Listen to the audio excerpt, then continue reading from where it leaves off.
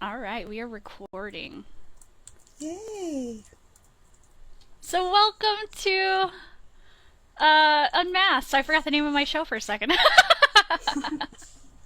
Unmasked! Unmasked. I don't have a sound board or I don't have any songs for this yet, but I'll figure it out. Eventually, we'll open up with like songs and have a cool show. But right now, we're just gonna take it a little That's chill and intimate. exciting.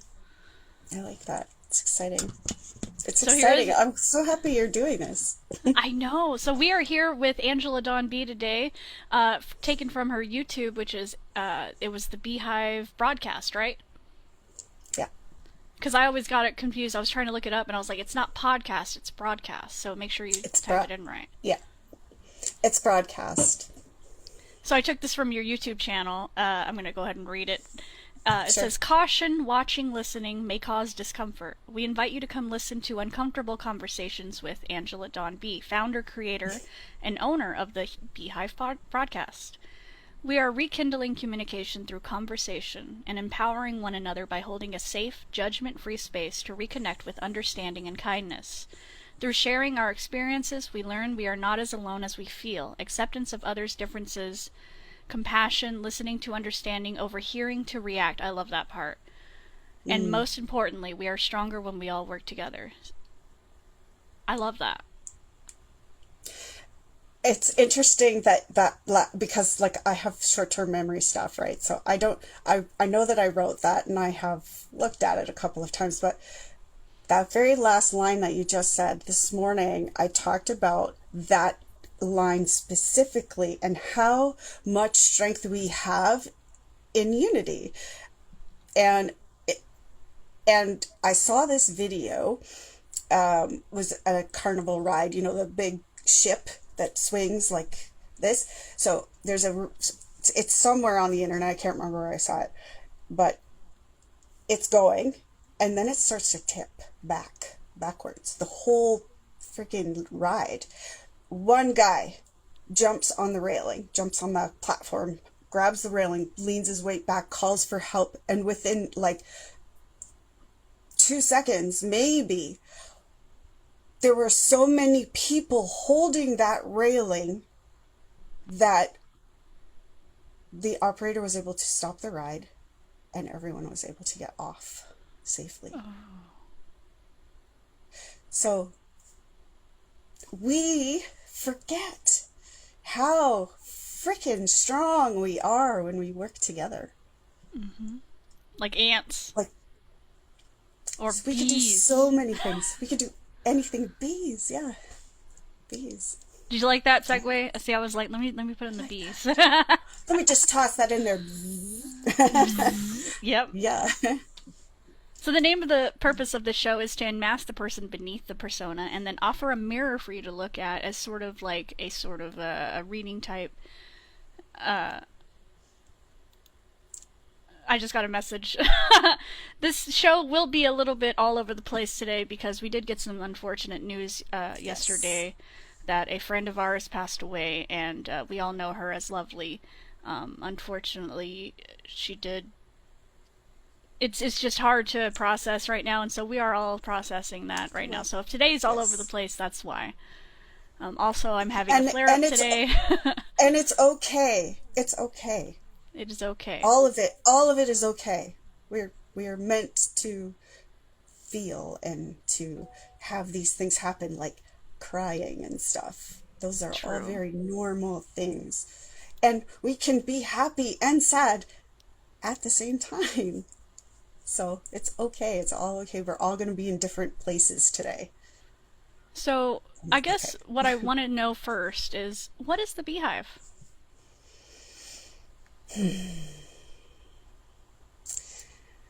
The beehive is so many things. It is the representation of miraculous things. The bee is so disproportionate that she shouldn't fly, right? Like, but she defies the laws of physics and gravity, and she does it anyway. And nobody asks her why. Nobody says, hey, bee, your wings are too small. Maybe you should lose some weight. Maybe you should do some yoga. No, they don't judge her. We take her for granted because she provides us with 80% of our food. She doesn't wonder why she flies. It's just a representation of that. And that comes from my family, the women in my family, and a belief system in my family where it's exactly that. We can do anything. We can do things that nobody would ever think we could do. We just forget how. We get caught up in the perception of others. Well, what if they think my wings are too small and my body's too big and they judge me? I'm not going to fly then. That's really deep.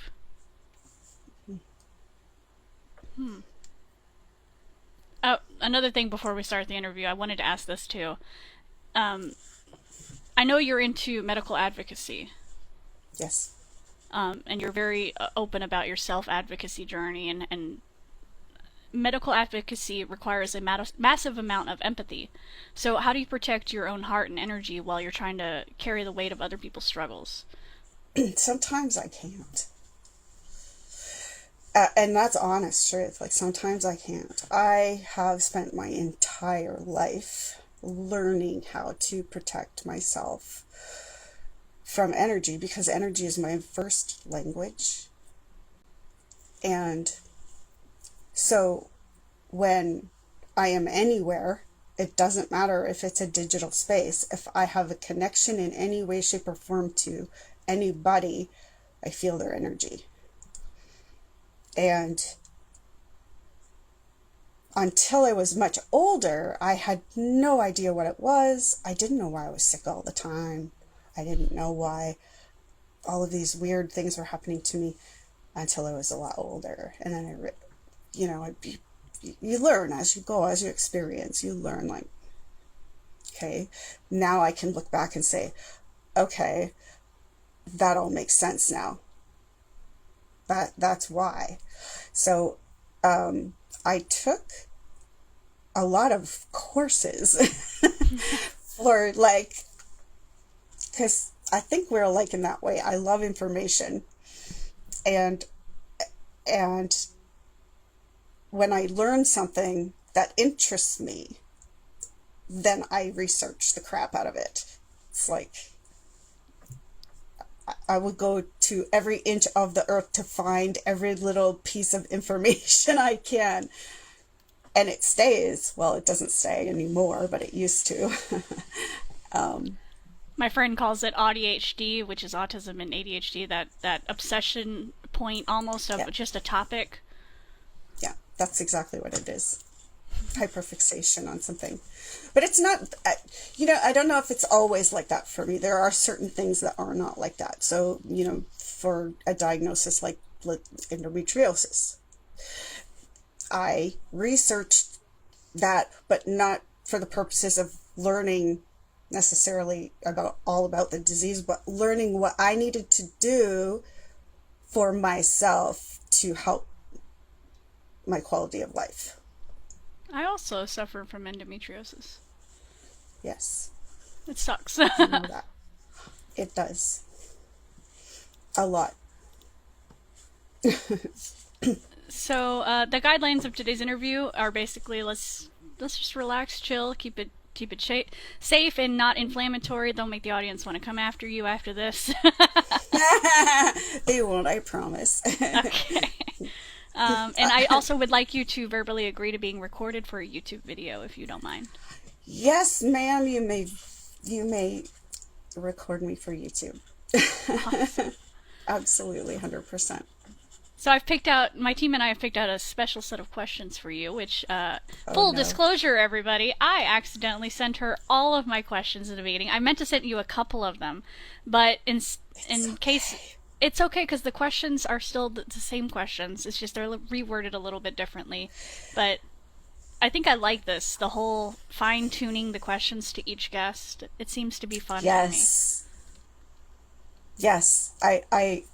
That's how I would probably do it too. Because every person is just that little bit different, and you Right. get a feel for them, and it's like, okay, so we're going to approach it from this way instead of that way. Yeah, you So do. let's But start. I I've have picked you. short-term memory, so I don't Oh, you're remember good. a lot of I've them. So we're going to keep it authentic. I promise I wouldn't look at them again, and I didn't. That's good. That's good. So I've got 20 questions for you. We don't have to get through all of them, but if we could, that'd be great. Sure, we So can do let's it. start with the first one. What keeps you coming back to the app? Mm.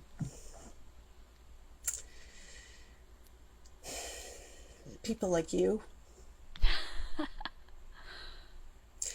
Um, Honestly, at first it was just I signed up to sing because I used to go to karaoke all the time, and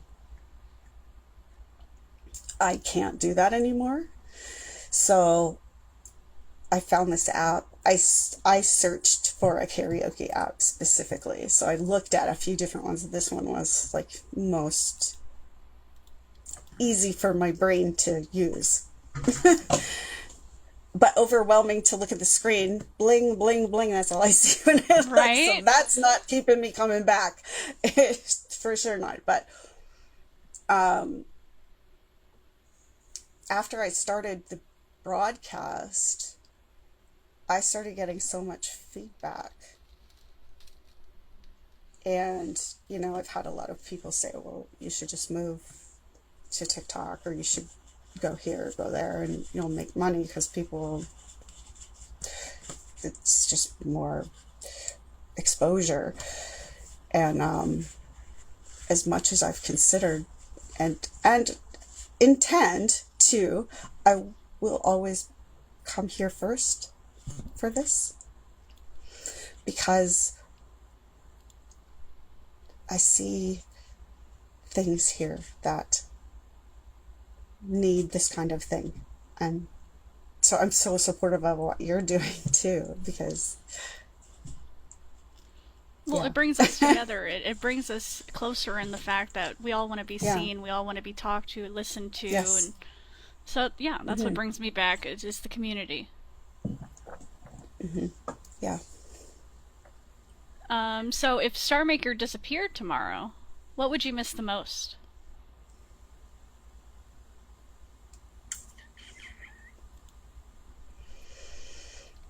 Probably just this singing, because I have made connections outside of Star Maker with people from Star Maker. So I mean, I'm not hard to find in other places. So it's easy So to find you, Angela Dawnbee. it's easy to find me the Beehive broadcast. Ah, the Beehive broadcast. There we go. See, that's how we promote. Yeah, AngelaDawnBee as well. I actually went through all my social media and changed everything so that I Oh. can be found, because I I never in a million years thought that I would put myself in front of people in this way. But because of the feedback that I have gotten, I will continue because I can.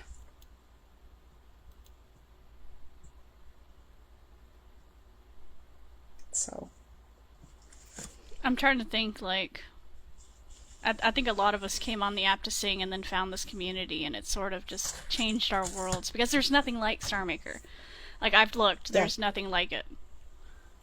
Do you want me to tell you the actual like real reason I started the Beehive broadcast? Sure. Because it kind of is all in there. When I joined Star Maker, I saw that people PK, you come the recommended, and I'm looking at it, I'm like, what is this? This is kind of cool. What are they doing, right? I was really curious, and then in my brain I'm thinking, oh, I could use this platform in this other way.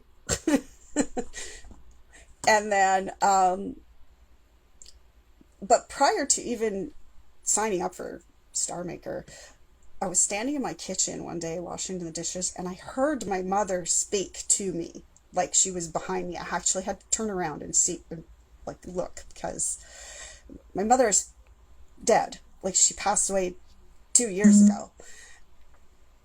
And I'm sorry to hear that. it's okay. It's okay. No, Honestly, because she my was. mom passed in 2023 and I'm still fucked up. My mother had Parkinson's disease, so she was in very late stage. Her suffering was awful, and Damn. so it's okay. It's really okay. Like, we were all there, and it's okay. I come from a home where we don't fear what's next. Nice. So I heard her voice. It was November. I heard her voice. I signed up for Star Maker in January. She said to me, Angela, use your voice.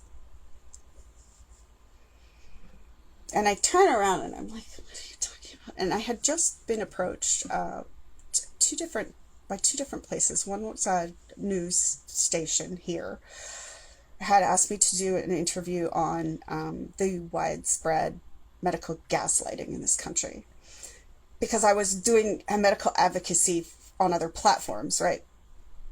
Just in a different way than this. And another one asked me to write, like, my experience, my story, and also had to pertain to life living with chronic illness, what life looks like. And so I thought at the time that that's what that meant. And then after I joined this app, and saw the opportunity here, I just kept getting all these little signs, like, I got a request to do a duet. I joined the duet. The woman messages me. She says, we have more in common than just this, whatever it was. And I said, oh yeah, what's that? She said, we have the same first two names. Okay. And then it was Savage Daughter was the song. You know Don't think that I one. know that one. No, I was thinking about it. I am my mother's savage daughter. Oh, that one. That Okay. one. So it was that song. I joined. Her name was also Angela Dawn. Not her username, but her actual name. And all these little things like Angela Dawn, and then the bees, and like, there was a lot of little signs. And I'm like, okay, that's what you meant. All right then. And scared shitless, I did it anyway. Because for the first time in my life, I stopped ignoring what my gut was telling me to do, what my mom was telling me to do, what my intuition was telling me to do. And that is terrifying. Oh, yeah. Especially when you're so guarded.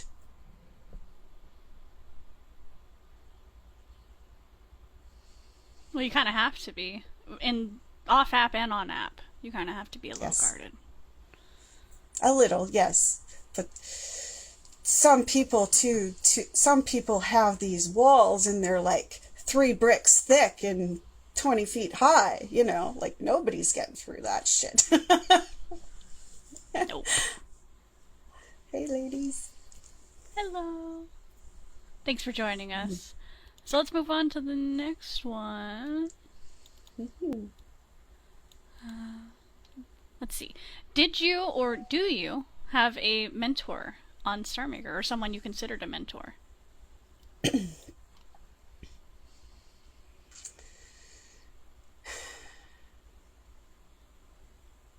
I don't know if I would say that I have a mentor actually, because I have, I feel like I just have a purpose here and I'm just doing it, you know? Mm-hmm. Like I have people on here that I really respect and I speak to and I may ask opinions on certain things or whatever, but for the most part,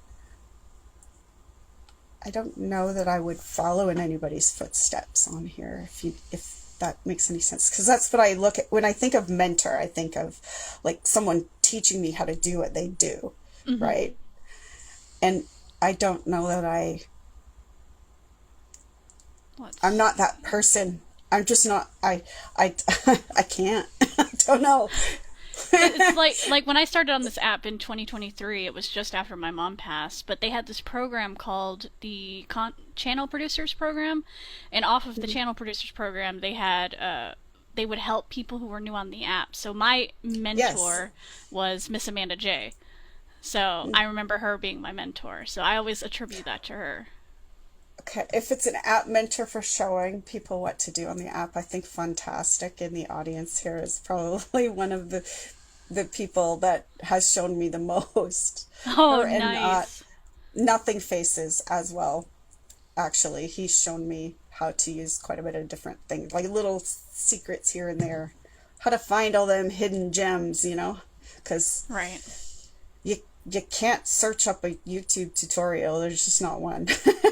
I And if mean, there was, it probably would disappear pretty quick. right? And I see a bunch of Star Maker stuff on YouTube, but it's all either in Hindi or in another Yeah, language, and I'm like, well, none of yeah, this is applicable to if you're an English speaker. yeah. So, okay. And the last question about the app. Who is it, that one person that always seems to be there to lift you up or to support you in performances, or who's that one person you can turn to on the app? For performances for app related things, um, I can't even pick one person You got a because whole crowd. there's three of them right here. Hey. Um, and there there's so many others, and I appreciate all of them so much. Like I can't. This is why I keep coming back. And it's not a dopamine hit because it's like, when you put a post out and you get like 20 likes and you get that little shot of Oh dopamine, yeah. right? It's not the same as that. It's like they come here so we can hang out and have coffee together, right? Surya Deetop. He loves coffee. It feels very Just Mama Bearish or Mama Bee-ish to no, not pick yes, ooh, favorites. that's good. To not pick favorites amongst your friends because they all kind of contribute equally or their own little contributions separately. Yeah, everybody's a little bit different, Hmm. like it's it's different. We actually had can I ladies get your permission to kind of talk about this incident the other day? Well, I shouldn't call it an incident. From last week, I think it was, when someone was booted from my live. I love hanging out with you too, Jeb. Um, so Shelly and Fantastic both admin for me regularly. Yeah, thank you. I knew you were going to, so I started already before I get a response. And someone came into the live, and you know how people are sometimes, like, oh, hi, you're beautiful, and whatever else was said. I don't know, it was like 5 or 6 different comments from the same person, and it was sort of escalating. And so Fantastic, she warns him, but as she was warning him to behave, Shelly Shelly was off checking out his profile. So she missed that message. So Shelly comes back and she kicks him out. And Fun is Bye. like, she's like, oh, I hope she saw. I wouldn't have done that, I already warned him. But there was just that moment in time where it was like one.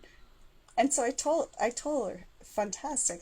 Either way, I support both of your decisions, because you don't have to look after me, but you are, and I appreciate that. And so I have a zero tolerance policy. He wasn't being completely inappropriate, but it could have very easily gone in that way. And so there was a warning thrown out, but not everyone saw the warnings. I love it. And because there's the zero tolerance policy, it's like, see ya. You're It was going to gone. escalate and you got it. So your Yeah, admins seem to be on top of it. My admins, they're they wonderful. they have free roam to do whatever they want because I'm kind of chaotic in the fact that I need a little chaos in my life in order to function. So I leave them the trolls in my chat until it starts bothering other people. If it bothers me, that's one thing. But if it starts bothering other people is when I need to be like, out. Oh, thank you. You Yeah, got one sec. I I agree. I agree with that. However, I do have a zero tolerance, because the first rude thing that somebody says to me, then they're gonna say it to someone else, and someone else, and someone else, and I don't agree with any of that. So I'm not, even if I'm, on a PK with someone, and this did happen not that long ago. I was on a PK with someone, and someone came into my live and said, ew, made a comment about the other person's appearance. So, ban permanent, bye, see ya. They went over to the other side. The broadcaster said their username, and I said, oh, I just banned that person permanently for being an asshole. So thanks for letting me know. Bye-bye. See you later. Right. Bye bye. So we've got to look out for each other in this kind of space. Definitely. There's a Because lot who else of, is looking out for us? The officials aren't. no. And that's all I'll say about that. So, you're standing in front of an all knowing crystal ball. It's guaranteed to both be honest and direct. If you could ask it one question, what would it be? Honest and direct. Yes, ma'am. And I can ask one question. What would be?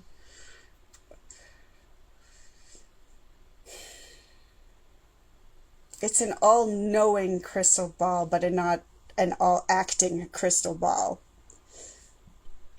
So here we go. I'm not going to ask it to do something because it can't.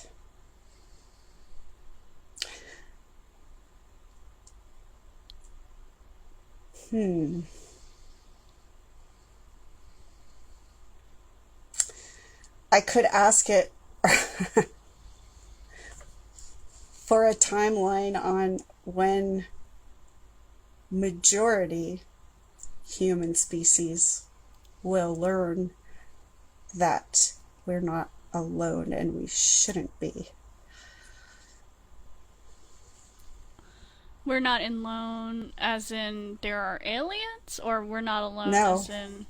like as in we're not isolated to ourselves. Like we Oh, need more community, more like help each other instead of yes. the fighting and whatever. Like all the, oh, you have cooties, so you need to stay 6 meters away from me, or like, let's just forget about all that because we all have cooties. we need We all them do. to we need them to build our immune systems, right? So like cooties are good. Cooties are good. Even Get lonely some cooties. cooties. Don't isolate yourself. Go out and get some cooties.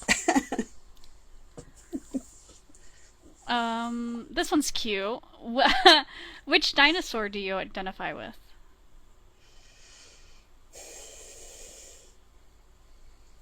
I don't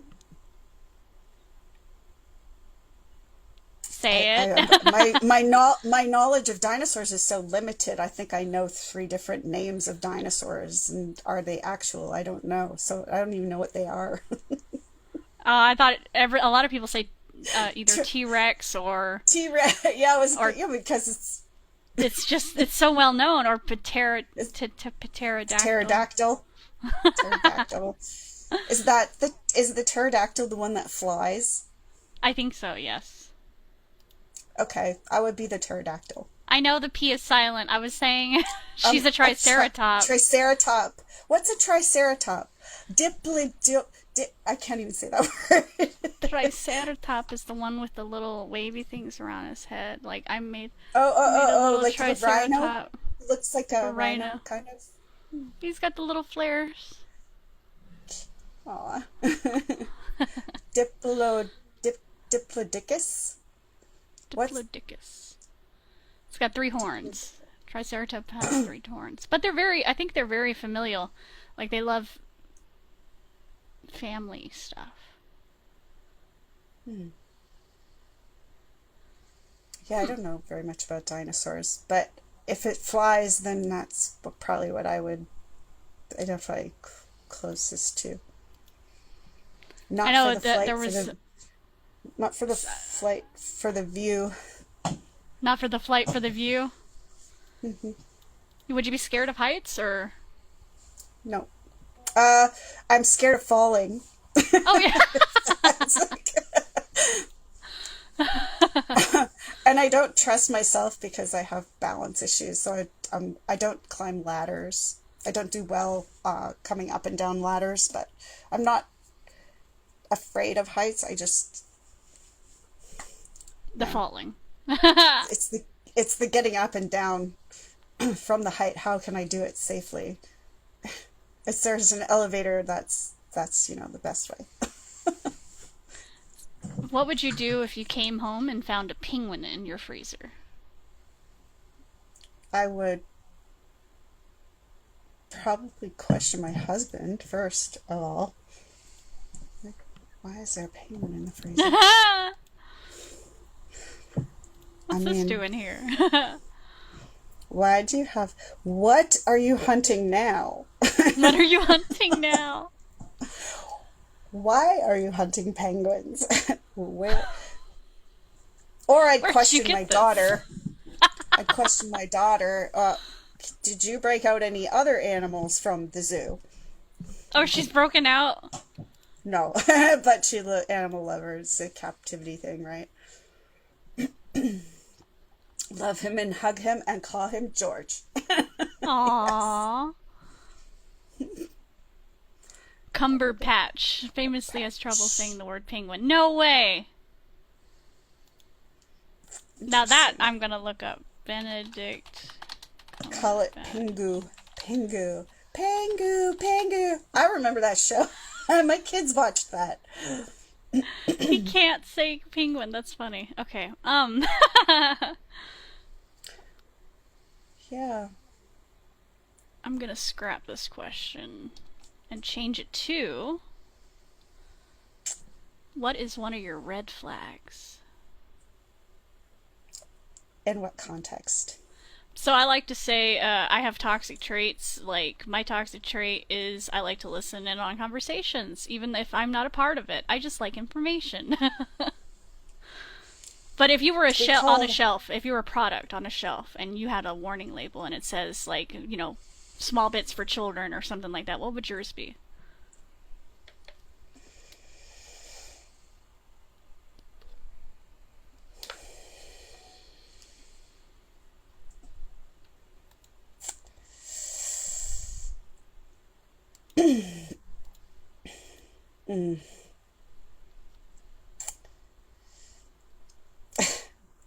Maybe explosive, highly explosive. I don't know. The red. Do you get angry a lot, or? No, but when I do, run. Oh no! I just got flashbacks of Will when he's like, "When I stop laughing, run." Is that what he said? Yeah. yeah, I don't. And it's funny because if I think about it, um, when the kids were at home, even if even like some of their friends, because my house was that house, right, where everybody just came to my house. If I had to raise my voice in any way ever, like gone, all of them gone, Oh, they just just scattered? completely disappeared, just scattered, just run. And it's not like anything ever happened. It's just that I never get mad. Oh. So when I do, it's terrifying. Like, my husband is scared of me, and I'm 5 feet and he's 6'1". So it's funny. My husband's scared of me too, and he's 5'11" and I'm 5'2". Yeah. Something about the tiny woman angry and that little tiny little body, and there's so much anger in it. The vertically challenged woman. Never Yes. underestimate her. She knows how to climb the shelves in Costco coolers to get the cheese off the top. Like a chihuahua with a Great Dane. Yep. Mm-hmm. Yeah.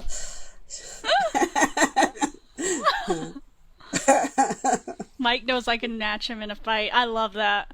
That's awesome. My favorite part is that knowing that the edibles hit because I'm over here going to the 3 lines and going to the sing button for the questions.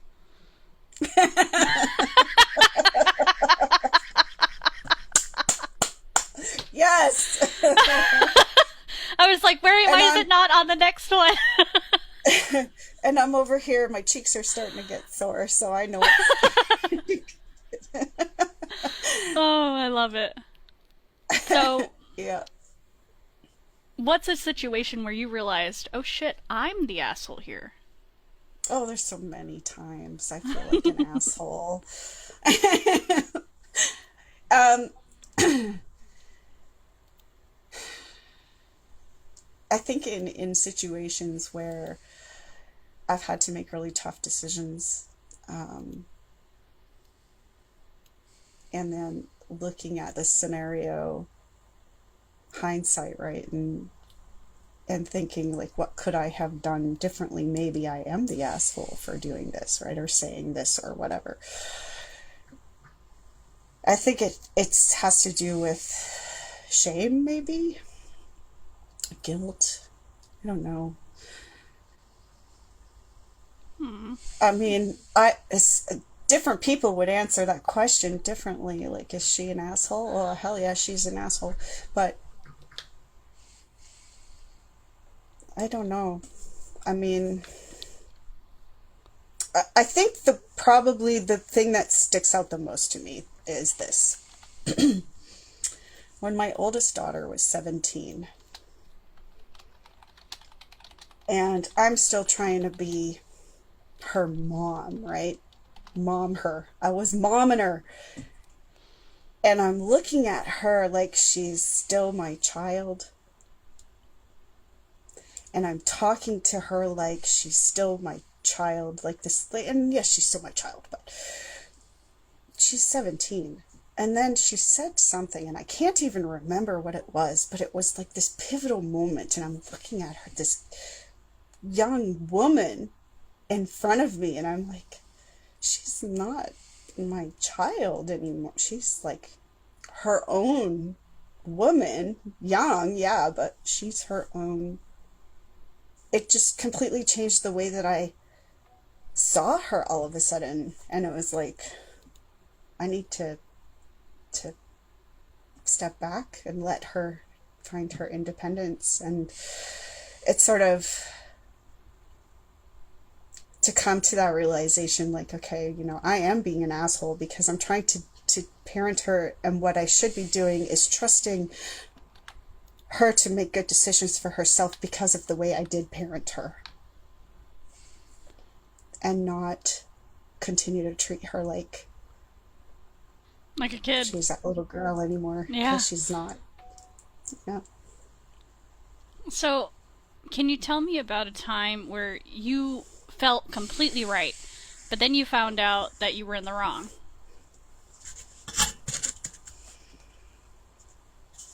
I know how Will answered this question. And his was, I've never been wrong. And I was like, I bruh. it, it well, it's hard for me to think of a time that I was completely wrong about something, because I'm that person that I'm not gonna fight on something unless I know for a fact that I'm right. Because I would never, well, one, I would never force an opinion on somebody else, or knowledge for that matter, if they weren't willing to receive it. But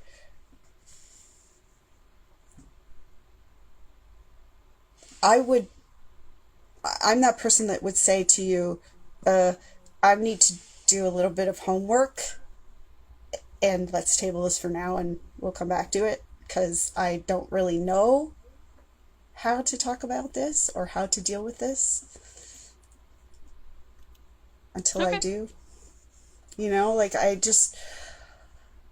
I'm sure that I've been wrong about things. Well, I know I've been wrong about things, but trivial things that don't really matter. Like, is there enough air in the tire on the car? Like, Right. stupid stuff. Yeah. I looked at the sticker on the side. It's fine. Oh, but it's not that kind of tire. Okay, then. Pardon me for not Trivial being a things are mechanic. okay. It's still, it may seem trivial to you, but sometimes it can change a whole day's perspective. It can, or, you know, Mood, yeah. words. Words, yeah. Words linger. There Be is a careful, show. guys. There's a show that I've just recently started watching on YouTube, and it's called Impaired and Scared, or Scared and Impaired. Hmm. And I love that because it reminds me of these interviews where I get impaired and I ask people questions. Or then the people you're asking the questions to are also impaired. So it's like Hey, double fun. Double hey. fun. Do you believe the connections made on Star Maker can be genuine? Why or why not? That's an interesting question, because I was just writing about something like that. Virtual um, love and virtual relationships, and are they real or are they not? They are both real and not real, because we can form connections and relationships, but it will always be a virtual thing if we just continue to do it here. We don't know, we don't get to feel each other's presence physically, which is completely different. So then I could see, how many times you blink, or what you're fidgeting with, or if you're tapping your leg or your foot, or, there, like, there's just different, if your mood changes 6 times in 5 minutes, like, Mm-hmm. that's not something you're going to see necessarily in a virtual relationship until you're with a person physically, like within their presence. I don't mean physically having sex. I mean, like, Yes. in your physical presence. I think that you can have them, and I think that they are real, but they are not the full picture of what a relationship is, because there's that missing component. So you think that. So what you're saying is people need to be face to face in order to have a true, honest, connection. No, not necessarily. You can have, like, I've made a lot of really good connections on here. Mm. But I'll tell you what, this is the very first time in my entire life on social media that I have ever been able to make connections virtually on this app. This is the only, and I think it's because we do this. Mm-hmm. So we have that, we can see the body language and the facial expressions, and we can hear the tone, and we can see all of those things, but there's still that missing component. I'm not saying it's not real and we can't have these relationships. They're just not the same. And I would agree would on it that. be would it, yeah, and would it be the same if you and I were sitting in the same room across the table from one another? Would this feel the same as it does right now? Absolutely not. Right. So there's that missing component. It's not that we can't do it, there's the missing component. And as social beings, we need to have that missing component. Because we are physical beings, we are social beings. So this is okay. Mm-hmm. It is okay. And it's wonderful for people like me that have a very like I'm housebound probably 95% of the time. It's gotten a little better, but I don't go out, and I just started going out by myself again not long ago. So it's Same. yeah.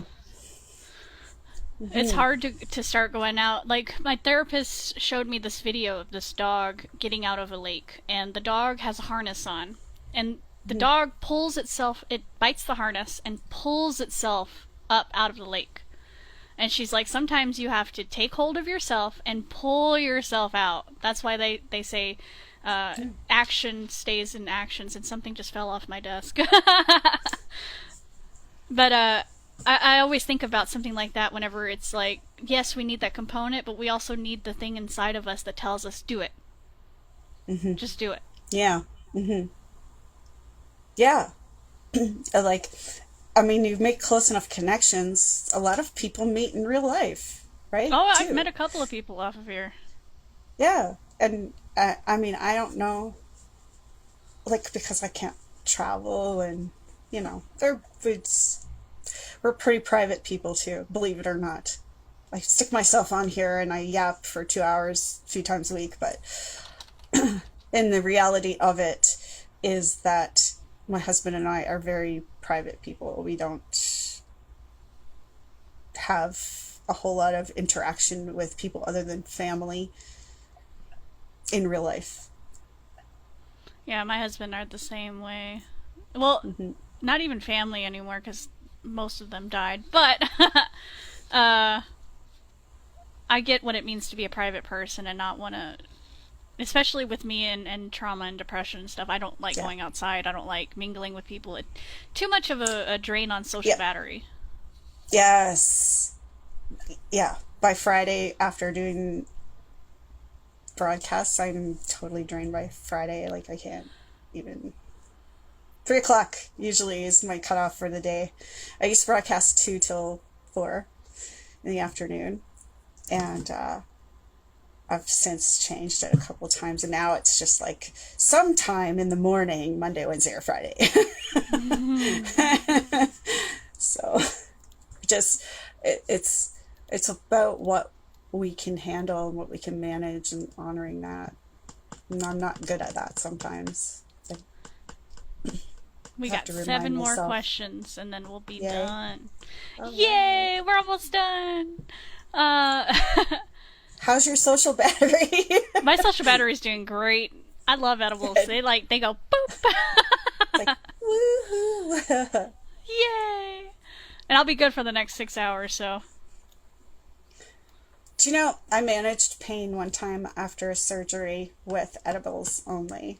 I made my own Rick Simpson oil capsules, and I can't tolerate opioids or any type of painkillers. I get anaphylaxis. So I just used my own. I took like 2 or 3 capsules every few hours for a few days after surgery, and it was wonderful. I was fine. It was the best recovery I'd ever had, actually, after surgery. So, how's your social battery doing? Just doing a check-in on you. You still doing all right? I'm doing good. Yeah, I'm good. Awesome. I didn't know you made the edibles. I think I caught you saying that earlier, but that's cool that you make them. I don't. The ones I have now, the ones I made that I took this morning, I didn't make them, but I haven't made any in a long time. I've noticed that they help with pain a lot. Yeah. Do you know what else is really good for abdominal? Just THC salve. Oh yeah, I've heard about that. If you just rub it, and it's just supposed to work. Oh my God. Like nothing else. I Oh. like nothing else. I made some I infused coconut oil and then I just made some from that. Put some essential oils in it, whatever, just make it smell nice and like gone. Oh. Because I'm having a flare up today, and I feel like I could use one of those salves. I gave some to my niece one time. She's because like she calls me. Oh, she's got. Oh no! Like here, give this to her. Tell her when Oh. she's hurting to put it on. Just rub it on. Just she just rub it. It's not gonna make her high. It's okay. That's what I need because I noticed with endometriosis. I was telling my husband this the other day too. Like the pain with the THC, it doesn't take the pain away, but it does kind of dull it in my head. And I was telling him like maybe we should invest in something that protects the abdomen because I've noticed it's gotten a lot more sensitive lately. I guess it's, as I get older, it's just gonna get worse. Yeah. Well, it's such a tricky disease because, you know, okay, so I'm 52. I'll be 53 this year. I was 27 when I had everything removed. Damn. Um, and had a reactivation. I was good for a lot of years. So, and I was lucky enough to have two kids of my own, like with my own body. Like unheard of for what kind of stuff was going on in there. Like the surgeon was like, I've never seen anything like it in my whole career ever. And then he retired before I had my second surgery. So it's Oh like, wow. well, then. Um, but I was good for a lot of years, and then I had a gallbladder. My gallbladder had to be removed, Oof. and that surgery, I'm pretty sure that's when it happened because things were stuck to the abdominal wall, and like you know how it is. And they had to let some stuff go. Well, you would let some stuff go, and you disturb. It's like disturbing mold or asbestos or something. Like you just don't Right? want to do it. It's a bad idea. Don't touch it. If it's intact, leave it alone. But yeah, sort of reactivation. So I do a lot of my own research. So I am now on low dose estrogen because the Oh. estrogen that comes from the lesions is different than the estrogen that you are supposed to have. And I take high dose progesterone, like a bioidentical hormone, and I take low dose testosterone because um, we juggled a whole we juggled these hormones since I was 27 and up until last year. And last year I went in and I said, I've been reading some more stuff and I want to go back on testosterone because they gave me estrogen, then they gave me estrogen, then I asked for testosterone, then they gave me estrogen and testosterone. And then they took away the testosterone and gave me progesterone. And then I was like, give me the testosterone too, because we would naturally be producing that, right? It is our, lean muscle mass, energy, sex drive, like does all kinds of things. And people don't realize that, I don't think, that women actually do produce some Mm-hmm. level of testosterone. And when you have all those things taken away, then your body's not producing them anymore. Um, it's like a physical trauma almost. Like it's My best friend surgical. is trans, so he has to deal with the testosterone. And you know how they have to fight for it too if you're a trans person. It's hard to get testosterone. In Canada, it's not the same, I don't think. Like, actually, they've changed a lot of the laws as far as medical coverage and stuff like that, and they cover hormones for trans, which actually, I'm going to be honest here, this might be my you're pissing me off point. I was irritated for a while because I was having trouble getting my hormones covered, and my my daughter also is with her partner is trans. So that she's they're getting covered and I'm having difficulty, and that pisses me off, right? Like, because I'm just like, that's a choice and I didn't get one. Damn. That's the way my brain was working at the time, and I'm just like, so that's frustrating. But in Canada, they actually are very good about stuff like that, and they pay with the proper, I think there's proper channels that have to be gone through first. Like, everything has changed so much in the last decade, even, And it's going to keep changing too. Hopefully until I it gets know. better over here. Yeah, I think it's going to get worse before it gets better. I hope not. Not that I want to be a Debbie Downer or anything, but I'm just saying. I hope not to. I feel the same way though in with my IVF stuff. Like, Yeah, I feel that's like hard. certain people got a choice on whether or not they wanted children, and I didn't get a choice. But I feel that anger on that. Yeah, yeah. My one of my cousins also has endo quite severe and did IVF, and of course, then when you know it, after she had her first baby, boom, right away within 9 months, pregnant again, unplanned. Oh my gosh, what? 8 years they tried. No I luck. wish you could donate uterus because my OBGYN is like, your uterus is so perfect. And I was like, yeah, it's just riddled with endometriosis.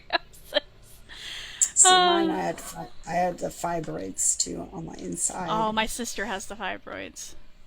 So it was like, treat one, feed the other. Mm-hmm. What do, right? Well, just get rid of it all.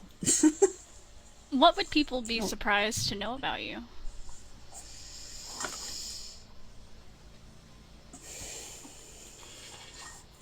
I'm pretty open. I don't know. People would be surprised. I have 6 grandchildren. Ooh, Would you be surprised to know that? that's cool. That's a lot of grandchildren. Oh, there's four girls, but we're also a blended family. So What does blended mean? blended means I had a first try at marriage, and so did my husband, and there were children as a result of that first try. So then we came together and blended our families into one.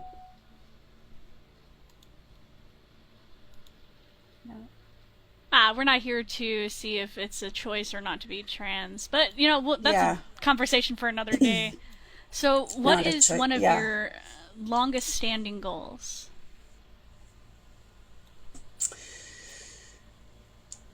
Um, Probably to make sure that when I'm done here, I'm not leaving behind a whole bunch of stuff. I'm leaving behind something that can help future generations.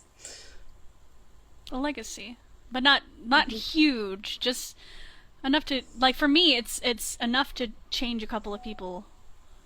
I Yeah, don't need to change the world, but if a couple of people are changed and they're better for it, then that's how I feel. yeah, yeah.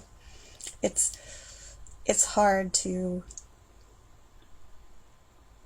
we live in such a materialistic world, and to me, it's not about your collection of stuff. Like, you're here. Why do you want to collect so much stuff? What do you want to leave behind, really? Right? Like, that's sort of where I'm coming from. I just had a thought. I can leave my kick-ass anime collection. To who? I don't know. Yeah. Whoever wants it. Well, my husband was telling me about this person that he knows that has a comic that's worth like $6 million or something like that. And he's never had to worry about money or whatever. And I'm like, but someday that comic's not going to be worth anything. So sitting on his shelf, it's worth $6 million, but is it really worth $6 million if he doesn't cash it in? Me, make a will. I think we lost. Oh, are we frozen?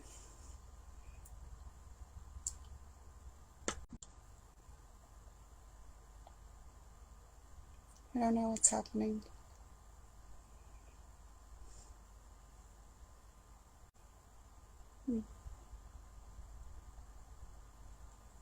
She froze? Oh, okay.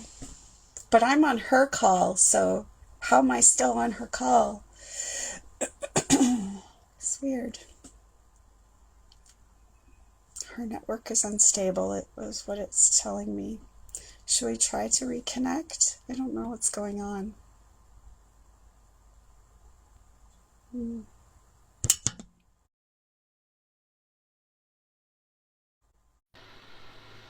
Hold on. And then we'll redo it.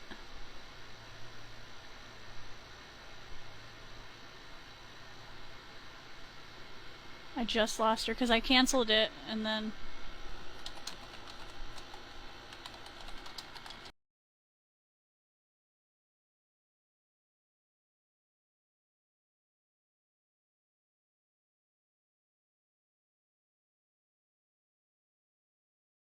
$1001 alone, okay? I told him to change his name. He's being tricky.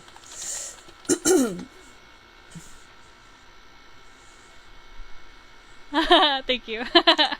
Change your name. You didn't know. You're fine. Alright, let me see if the screen recording is still going. Change it to back end. I don't know. Screen recording still on. Unmasked. Okay, cool. Unmasked! Technical difficulties.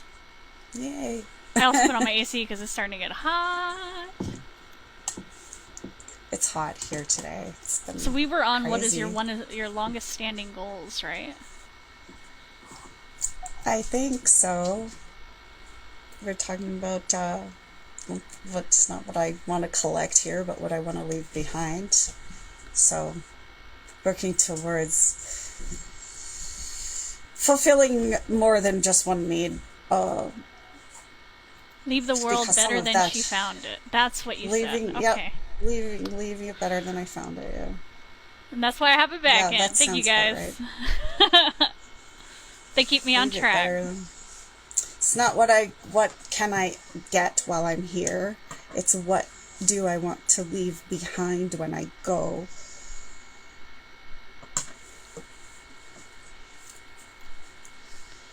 What would you do if you knew you couldn't fail?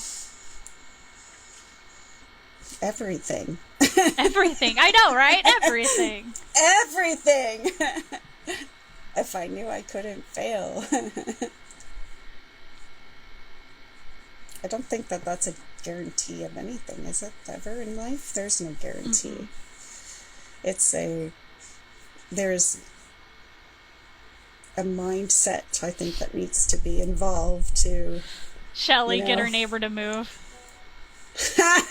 Yes, that.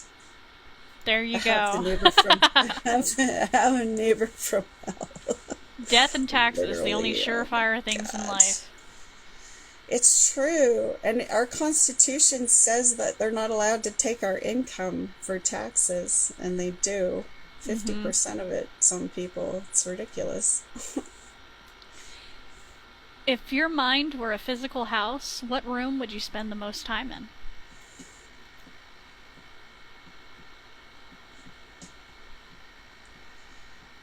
If my mind was a physical house. What kind of house would it be? Would it be a mansion or a Oh trailer my or God, no. That's too many spaces for clutter.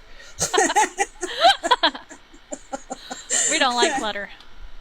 No, there's so much mental clutter in my brain that I don't know that I want to spend any amount of time in any part of it. It's I have to spend a lot of time breathing because I mental clutter is one of those things that I think a lot of people deal with and they just don't really know how to manage it or which room it's in. Which room do you clean up first? I So will always is gonna all keep the rooms cluttered or are there some clean rooms? no, all my rooms are pretty clean actually. Nice. Um, but the the kitchen has the most clutter always because it's the most used, and I think that's probably where I would spend most of my time, which Do you like doesn't to make any bake sense at or all. I hate baking, but I like cooking. I I I can bake and I do bake, and I used to the first half of my career was in restaurants. I worked in restaurants for 17 years. So,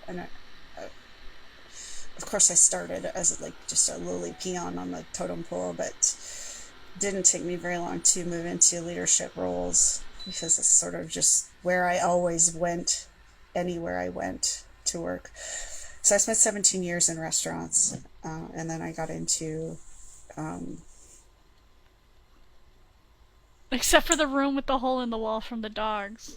oh, yeah, but the hole in the Shelly. wall is gone. It's all fixed. I owned that dent. Yes. She owned the dent. We're making t-shirts. Own the dent. So the That kitchen, that's dance. nice. The kitchen, my kitchen is a mess in reality. My kitchen is a mess. It's under construction. It's been that way for 10 years because I stopped being able to do a whole lot of physical stuff, and I'm the renovator in the house. But the kitchen is a space where you prepare your food to nourish your body. Food is something that is a social thing. Baking or cooking can be a very therapeutic thing because you're mixing and smelling and feeling textures, and there's science and math and all the stuff happening in the kitchen. I like that. It's So it feels like you have, and I know I said this earlier, but I touched on it. It's like a mama bee attitude where you like to protect and feed others, but I want to know who feeds you, who takes care of you. Shelley. Shelly, it's you. Shelley. Now you get off and you go run the dogs. And I said, "You're not the boss of me." I tell my husband that too. So, I have a really I think I'll have to say like of all of the people that I get the most nurture from is my husband. He is extremely sensitive and he is very um, what's the word? He's very in tune with my needs, and as somebody who is not just a person that feeds everybody else, um, I have a chronic illness, and so it's difficult for me to ask for help. And I don't have to ask him.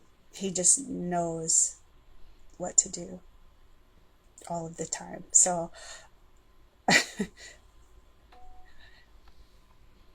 I love yes, he's healthy very marital important. relationships. I know you haven't mentioned him much, but my husband and I have kind of a similar thing where Hmm. when my mom passed and I lost so many people, like I freaked out thinking that he checked out, but I had Mm. a you know where you get so worked up you can't breathe and stuff like that. I had a panic attack. Panic attack. And he came over without saying a word and just held me and started doing the diaphragmatic breathing with me. Hmm. I was like, It where did was you learn that? co-regulation. He obviously had an adult in his life when he was a child that taught him co-regulation, because that's what that is. That's where it comes from. I loved it. I was like, okay, I'm getting hugged and And actually, if one of the most effective exercises for people, adult people with elderly parents that have dementia, one of the most effective exercises is to do just that. You sit behind them and cross their arms like this, and you hold onto them, and you like can either sway, rock, whatever. But that position, and that they're holding themselves, but you're also holding them. So there's like they can find safety within themselves through you. and don't go doing this to people randomly because some people will punch you out if you touch them or approach them from Yeah, behind. I might be one of those people that have done something like that before when being touched by a stranger. My best friend's the same way. I don't know if you know him, Gold. He's the same way. He's Yes. very Yeah, don't I know touch who he me or is. else I will. Bah! And that's why he got a neck tattoo. He's like so it Hmm. scares people away from me so they don't touch me. Oh, but then there's the people like me who don't see the neck tattoo. Hmm. Like we had a guy that used to come here to the house, and he has like face tattoos and everything, and he just like, he's eye level with me, okay? So he's got all these tough guy things going on, and we were talking about something, and I can't remember what it was, and he said people were intimidated by him, and I'm like, how come? Like, I don't How come? understand. And he's like, well, like because of all the face tattoos. And you have face tattoos? And I mean, they're black and like big, and you can't miss them, but I don't always look at that kind of stuff. I'm looking in your eyes because I'm looking in your soul. Right? Yeah. I don't always see your actual physical traits. My husband says, "You're terrible with facial recognition. You're terrible." I'm like, "No, I'm not. I can recognize people if I can remember what they feel like, if that makes any sense." And Oh yes. so, and my mom was very much like that too. And I hadn't seen her for a few years because I live in the middle of the country and she was on the East Coast. And so, when went to see her, it had been 5 years since I had seen her. And so she had advanced that much. And I knew that things were bad, but I didn't realize they were as bad as they were. So we were putting her into care. And before that, she ended up in the hospital because she fell. So when I was there for like 8 weeks or something over the course of that spring and summer, um, I got there, and she had also dementia, because dementia is one of those things that come with Parkinson's disease. And I went in and I sat on the bed beside her, and she's looking at me, and she's like, she looks at me, and of course had the mask on because it was still, locking down every now and again, whatever was going on. She looks at me. She called me my daughter's name, and then she looked at me again and she said, "Oh, you're Angela." And I said, "Yes." She's, "How do you know that?" And she said, "You're my daughter." And I said, "How do you know that?" And she said, "Because you smell like my daughter. I smell you. You smell like my daughter." But she could feel, and your eyes are not blue. No, they're not blue. Yeah. She was a funny woman. Despite it all, she lived for 14 years with Parkinson's disease. There's a lot of neurological illnesses in my family, so, and I got the luck of the draw over here too. So I my loved it when husband we go is, to the doctor's office and they give you the family history of health and all of the yeah, boxes we checked. check, Just all check, of the check, boxes. check. Yeah, we're really screwed up over here, so we're just gonna check them all. Nah, I don't need to fill out the paperwork. You can just do it for me. Just check them all. My husband's like one or two boxes, but mine is all full. Yeah, we have different things. Like it's weird. So I don't know, but but I'm thankful for the fact that my mother and her mother and that whole like all of the family the way that they dealt with illnesses like this because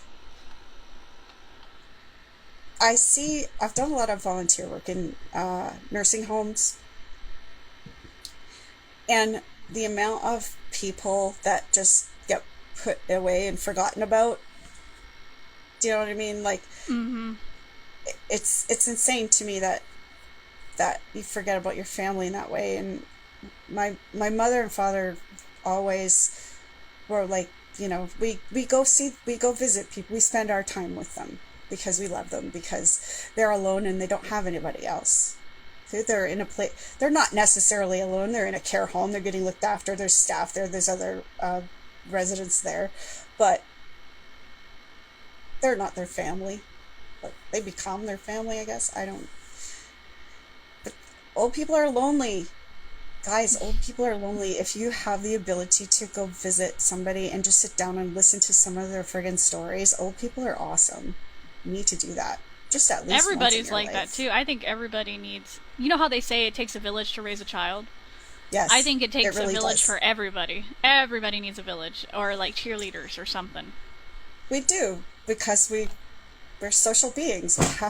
We need each other to survive. That's it. And that one part of it is a massive part of our overall wellness, right?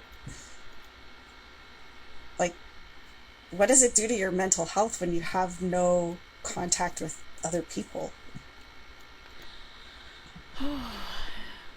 I think we all learned that when COVID happened. We all learned what it's like to feel isolated and lonely, and it sucked. A lot of us found out about ourselves real quick. See, for me, I was already there. Like, I had already been isolated. So I was isolated from probably mid 2018. I lost my ability to work in 2016. And then by 2018, I was housebound, bedbound. And I was like that for a long time.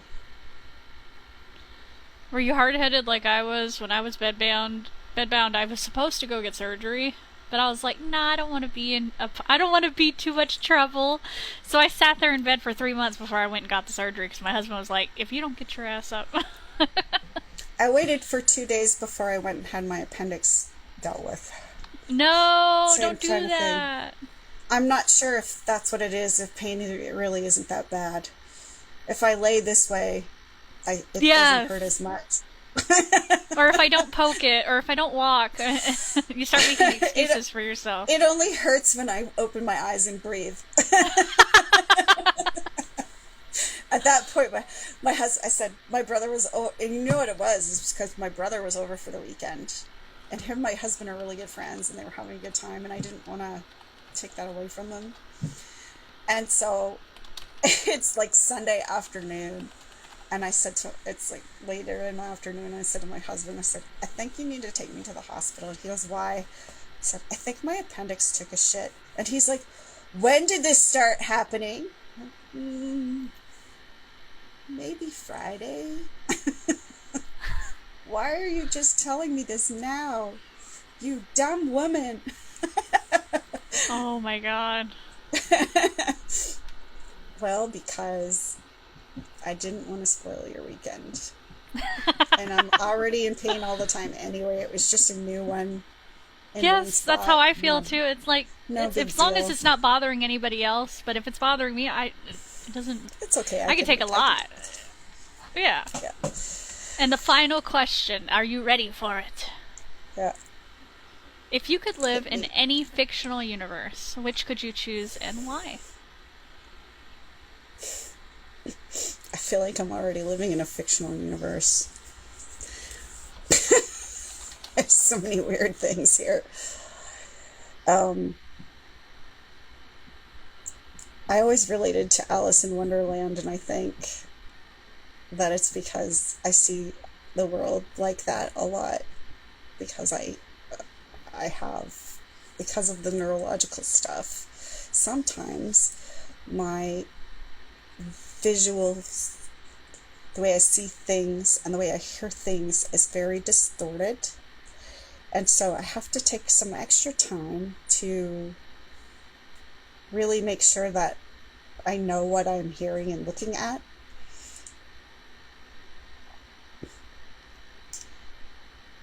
Yeah, I mean, I don't know because it's just chaotic and crazy, and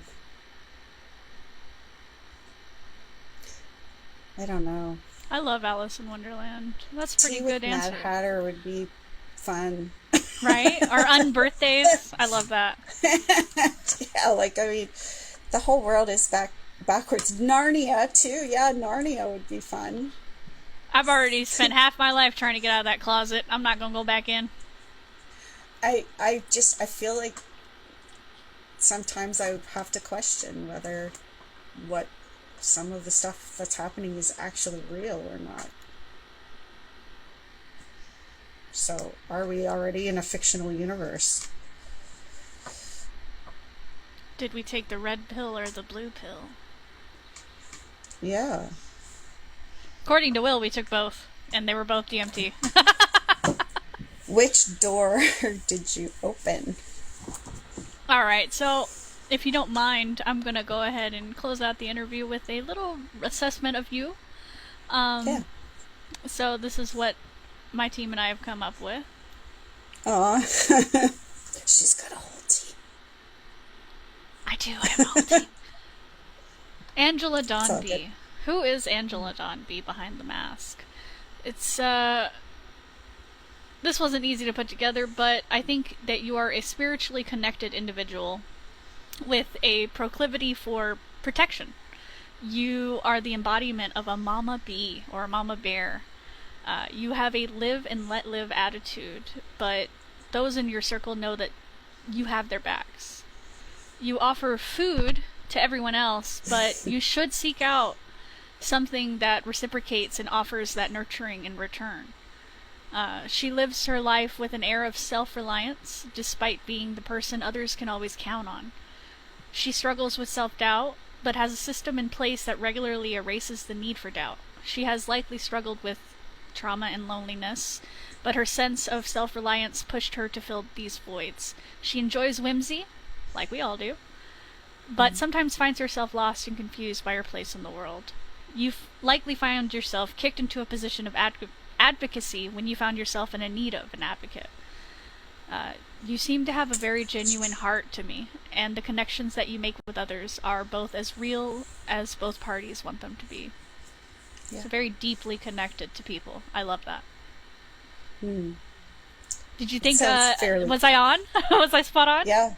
Yep. Pretty much. Yep. Pretty much spot on. Shelley.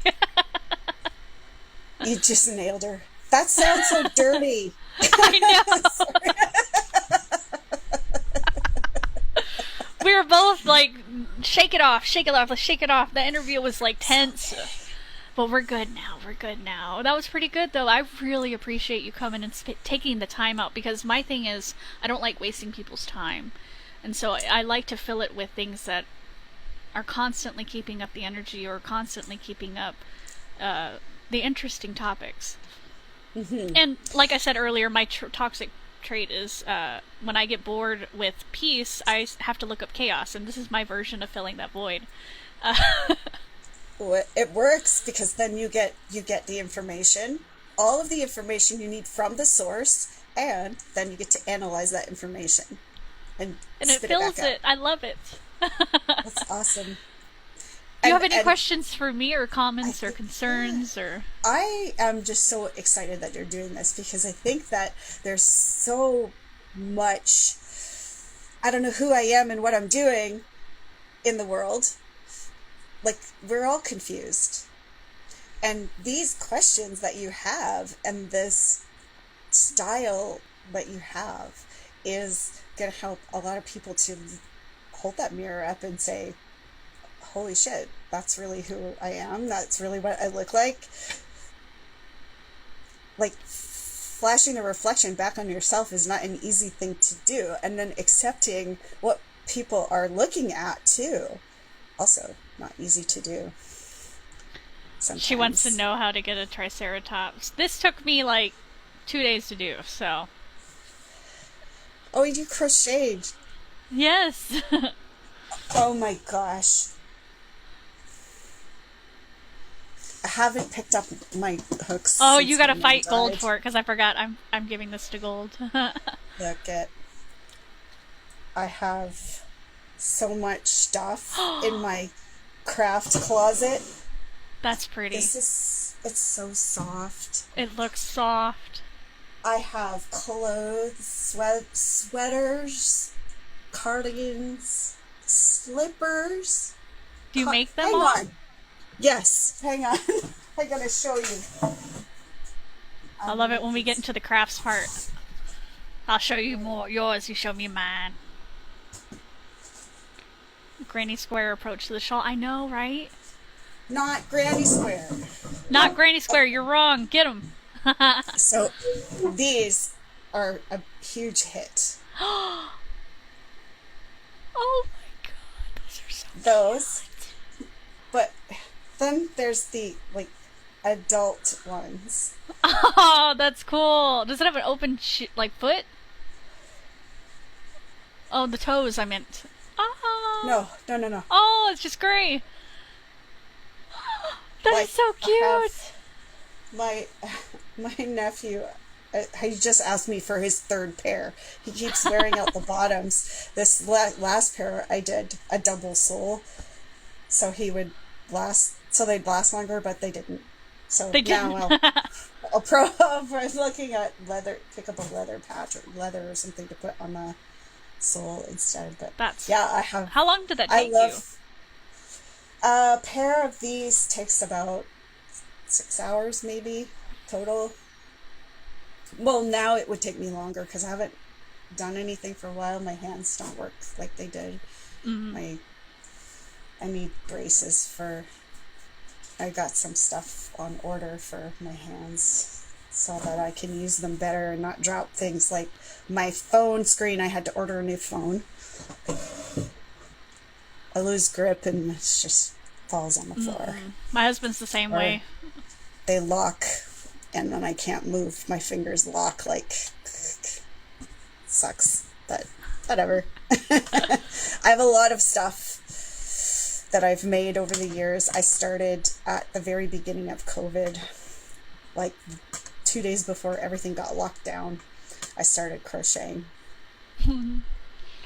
Yeah, I taught myself to do it when I first moved out into my first apartment. I was like, I can make all my blankets and stuff. Right? Yeah. Yep. Yep. But this Lots was of fun. I things. appreciate It was. you taking the time out, and this was... it should be on YouTube up within the next day or two. Awesome. I appreciate you asking me. I was actually quite flattered. I love you, dude. I've been watching you from the behind the scenes, and I have to say She's I been love what you're creeping. doing. I'm a stalker, dude. I'm a stalker. It's My okay, I best won't friend report calls you. me his emotional support stalker. I love that. It's hilarious. Yeah, I just, and then it's those kind of messages that I get every once in a while, like just random someone I don't know that well, and I recognize the name or whatever, and they pop up into my. Maria was one of those people, actually. She sent me a message one time and an offer to hold space for me in her inbox because she knows that it's hard to pour from an empty cup. I think something like that was the message. And it was like, I just, and to learn things like, there's someone on here who I was talking to not too long ago that has had a almost identical experience to mine, one of mine. And I have never in my life to date ever talked to anybody else that could relate to what I went through. And she sent me this message, and it was like, I started to cry, and I said about it, like, I'm crying because I can't even believe that that I didn't know this, for one, and two, I never talked to anybody else that experienced this. So this is crazy to me. Like, it's, anyway. It's Well, you probably guys kind chat. of, yeah, at the beginning, like when you saw Bruce Fees getting interviewed, Oh really, yeah. like, it's like, holy crap. Right? It opens You up. just, I love people that do. My whole thing is radical acceptance and forced perspective. I think yes. everybody needs different perspectives, and sometimes we need somebody else to kind of force us to look at the other side of the Rubik's Cube. And that was how the Beehive started. It was like, I think my very first week I did a whole, that's what I do. The week I pick a topic and break it down throughout the week. Like, we talked about cyberbullying, and it was like, an overview on Monday of what cyberbullying is, and Tuesday talk to somebody else who has experienced that. Wednesday we give a tool kit on what to do to deal with it, you know, and Thursday maybe another guest, and Friday, like, am I the bully? No. You know, like, ask yourself, because I bet you anything that someone at some point or another in my life has called me a bully. Oh yeah. Everybody has to have a villain in their story. Everybody has to be a villain in someone else's story. There we go. Yeah, it's not unusual to be, we're not, I don't, there's so many different characters in this world, and I don't think we're all supposed to get along. My That's something team that keeps it is interesting. messaging me while you're talking, and they are going crazy over you. I think you were their favorite interview so far. I think you're my favorite interview so far. I love you Definitely guys. way easier than Mike and Will. Holy crap. Well,